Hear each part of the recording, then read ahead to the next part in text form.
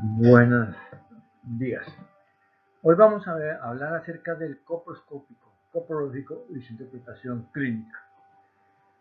Ante un paciente que llega al servicio de urgencias consultando por presentar episodios diarreicos, lo más importante para poder decidir la toma de paraclínicos y entre ellos el examen de materia fecal es valorar su estado clínico y entre ellos es valorar el compromiso que puede estar o no afectando su estado general. Como definiciones podemos decir que la diarrea es un síndrome clínico de etiología diversa que se presenta con la expulsión frecuente de deposiciones de menor consistencia a la normal y por lo general se acompaña de mal estado general, fiebre y vómito. El coprológico identifica las características de la materia fecal como el color, aspecto, consistencia y olor. Además se busca la presencia de parásitos u otros microorganismos. El coproscópico es útil en el diagnóstico de diarreas agudas y aquellos procesos en busca del parásito que ocasiona la enfermedad. Además del hallazgo de hongos y parásitos, también evalúa la capacidad digestiva del intestino y permite ver productos presentes en heces o las consecuencias de un trastorno de mala absorción o digestión enzimática. Comprende diversos parámetros como examen macroscópico, pH, azúcares reductales, sangre oculta y examen microscópico que incluye presencia de leucocitos, restos alimenticios de origen animal, restos alimenticios de origen vegetal, levaduras, parásitos, huevos de parásitos, cristales y microorganismos. Se presentan por lo general tres cuadros de procesos diarreicos. La diarrea simple, que es un cuadro clínico de diarrea usual de pocos días de evolución y autolimitada, que mejora con las medidas básicas, dieta adecuada y suero oral. La disentería, que es una diarrea que se acompaña con sangre en las heces, pudiendo ser una diarrea de origen bacteriano con invasión de la mucosa o una diarrea de origen amibiano. Y la diarrea persistente, que es un tipo de diarrea que se inicia en forma aguda y supera los 14 días de evolución, representando alrededor del 30 al 50% de la mortalidad con deterioro progresivo del paciente. La fisiopatología es multifactorial, produciéndose ante el insulto daño en la mucosa intestinal, interviniendo factores nutricionales, sensibilidad a las proteínas de los alimentos, procesos infecciosos, sobrecrecimiento bacteriano, alteración de ácidos biliares y en la liberación de las hormonas entéricas.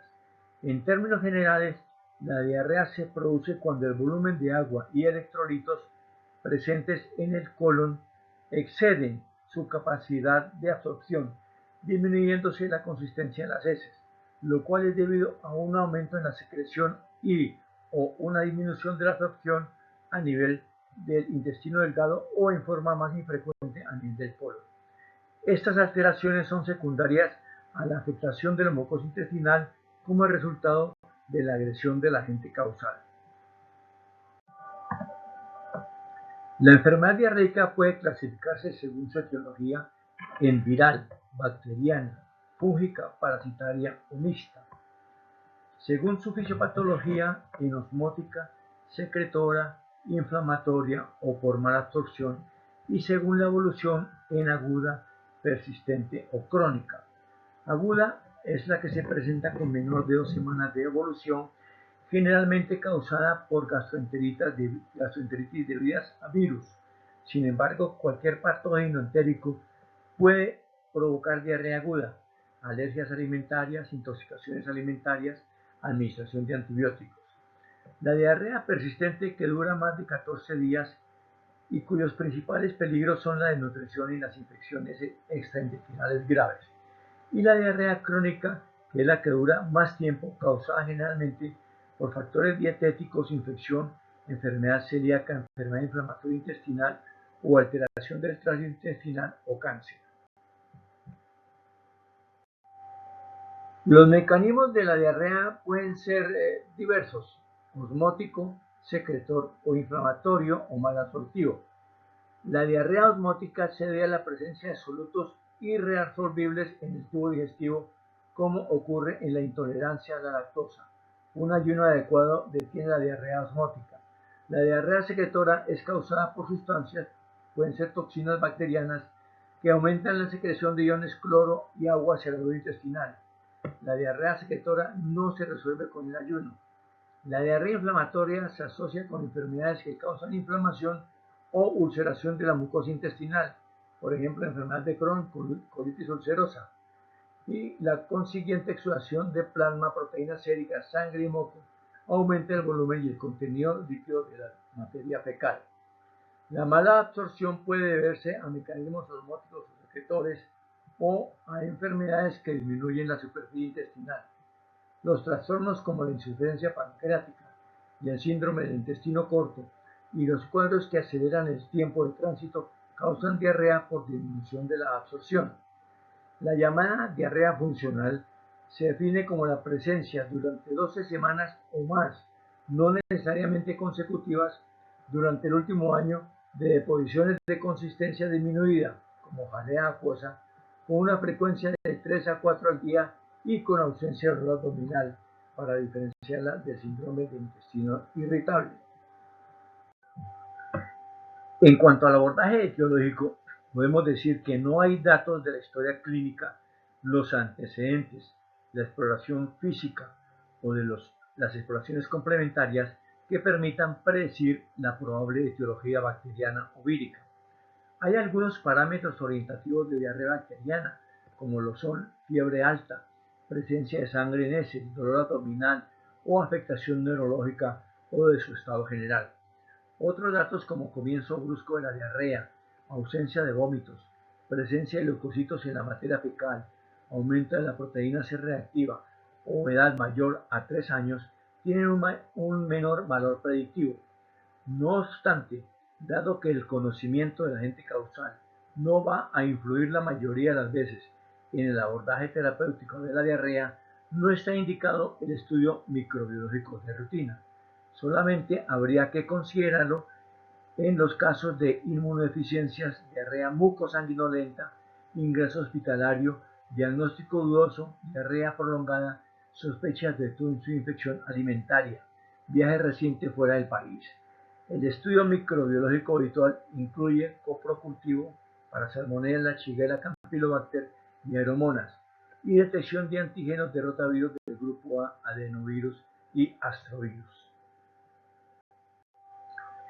Independientemente del germen causal, la orientación terapéutica de cada caso de diarrea debe enfocarse en la evaluación del estado de hidratación del paciente y su estado general y averiguar sobre otros problemas importantes que puedan coadyuvar en su complicación, como son desnutrición, infecciones respiratorias y de cualquier otro tipo.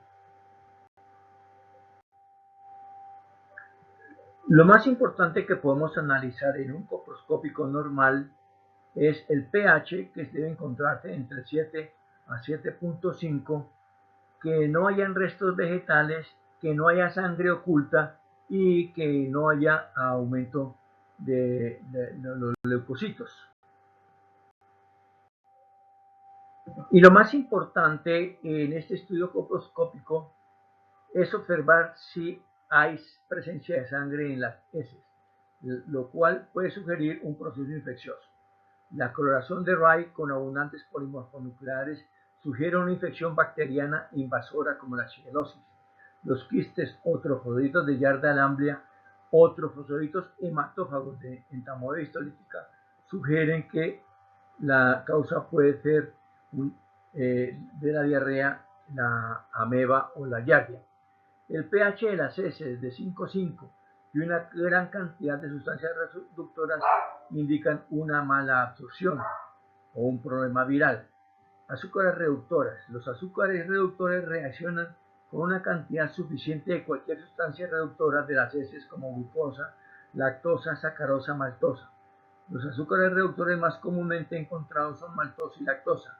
Estos carbohidratos y otros como la sacarosa se encuentran en la materia fecal cuando existen fallas congénitas o adquiridas de disacaridasas intestinales o de proteínas transportadoras de los monosacáridos enzimas producidas en las vellosidades intestinales. La sangre oculta ayuda en el diagnóstico de hemorragia intestinal, cáncer gástrico, cáncer de colon. Aquí se puede observar la representación de una vellosidad intestinal y cuando viene un insulto a la mucosa, lo primero que se afecta es la lactasa y así sucesivamente. Igualmente, si encontramos un pH mayor a 8, podemos sospechar que de pronto la diarrea tenga un componente bacteriano.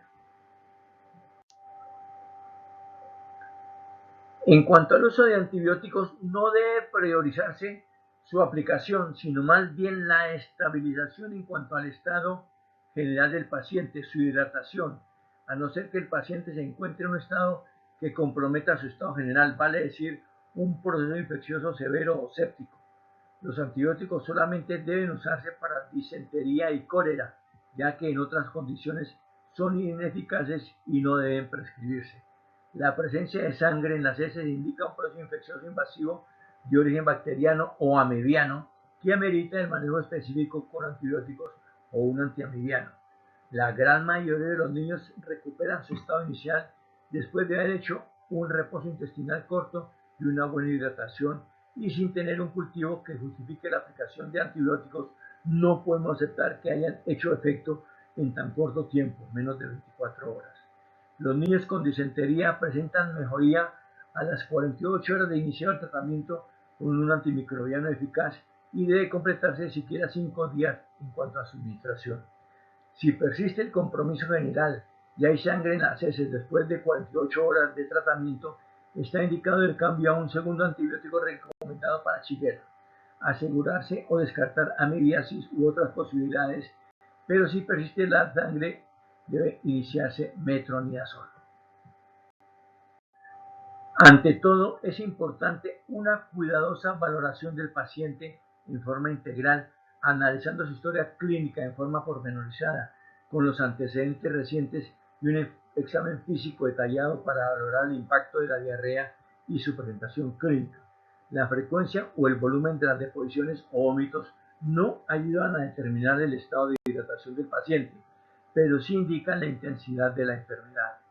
La mayoría de las diarreas infecciosas agudas suelen ser de evolución limitada y se resuelven habitualmente para el momento en que el paciente solicita atención médica, valga la redundancia. En esta diapositiva se presenta la escogencia de la antibiótico-terapia de acuerdo a la susceptibilidad o a la sospecha o el resultado del coprocultivo.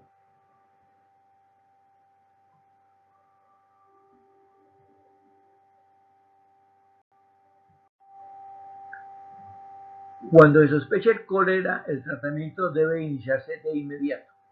Para los adultos y niños mayores de 12 años se recomienda la doxiciclina o la tetraciclina, siendo una alternativa a la furazolidona en los niños a 5 mg kilo día cada 6 horas o el trimestoprim sulfamethoxazol 5 mg cada 12 horas por 3 días o un macrolide.